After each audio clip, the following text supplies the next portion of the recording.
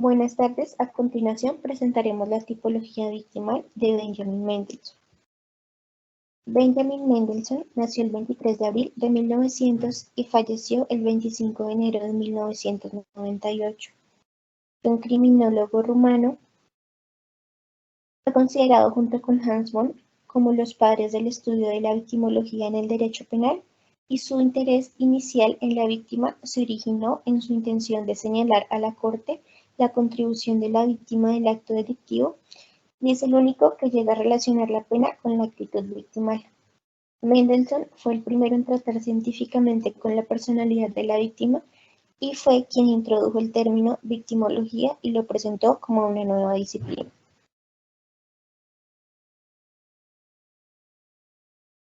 En cuanto a su tipología, Benjamin fundamenta su clasificación en la correlación de culpabilidad entre víctima y el infractor.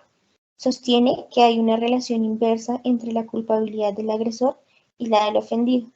A mayor culpabilidad del uno, menor la culpabilidad del otro. Esta tipología la clasificó en 5 tipos de víctimas. La primera, tenemos la víctima completamente inocente o ideal.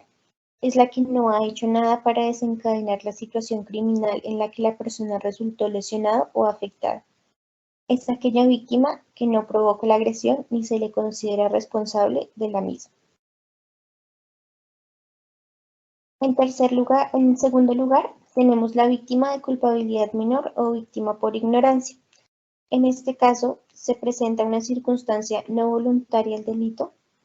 Es toda persona que ignora los alcances de su acción, presentándose o facilitándose ser victimizado. Esto quiere decir, según Mendelssohn, que se genera un cierto impulso no voluntario al delito y que el sujeto, por algún grado de culpa, causa su propia victimización, como por ejemplo una mujer que provoca un aborto por medios impropios, pagando con su vida su ignorancia. En tercer lugar, encontramos la víctima tan culpable como el infractor y víctima voluntaria. En este tipo de víctimas clasifican las personas que se someten voluntariamente a ser víctimas, siendo consciente del posible resultado de sus acciones. Por ejemplo, aquella persona que comete suicidio tirándolo a la suerte, como es el juego de la ruleta rusa. En el cuarto tenemos la víctima más culpable que el infractor, en donde esta hace referencia a la peligrosidad de la propia víctima en cuanto a la ayuda que aporta a la acción criminal, y esta se divide en 2 subtipos. El primero está la víctima provocadora, que es aquella persona que incita y promueve la comisión del delito. Y la segunda es la víctima imprudente, en donde es aquella que ignora posibles métodos preventivos y se arriesga a ser atacada por el infractor. Un ejemplo de este tipo de víctima es cuando un individuo deja el automóvil mal cerrado o con las llaves puestas. En el último, encontramos la víctima más culpable o únicamente culpable.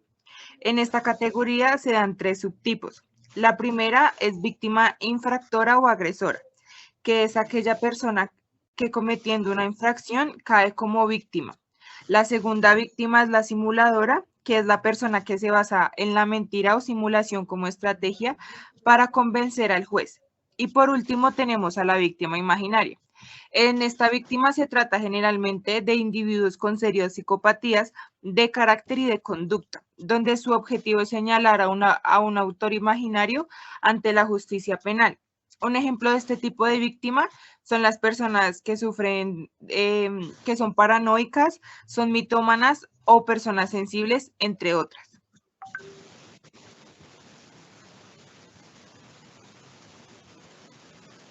Bueno, dicho esto, Mendelssohn propone que las víctimas pueden ser clasificadas en 3 tipos para que se imponga una pena al culpable. El primer grupo, tenemos a la víctima totalmente inocente, que esta se le llama la víctima ideal, en donde es cuando no hay provocación ni otra forma de participación en el delito. Más que la puramente victimal, y en este caso se le otorga la responsabilidad máxima para el ofensor. En el segundo grupo tenemos a las víctimas por ignorancia, víctima voluntaria y víctima provocadora o imprudencial. Y son las víctimas que han colaborado en la acción nociva y existe una culpabilidad recíproca. Para este caso, la responsabilidad penal es compartida entre la víctima y el agresor. En el tercer grupo tenemos a la víctima infractora, que es simuladora e imaginaria. En estos casos son las víctimas las que cometen por sí la acción nociva o de delito, o también porque dicho delito no existe. Entonces, la responsabilidad penal es para la víctima. Bueno, dicho esto, para concluir, la clasificación de Mendelssohn tiene como por objetivo determinar qué tanta culpabilidad toca a la víctima y cuánta al victimario. Muchas gracias.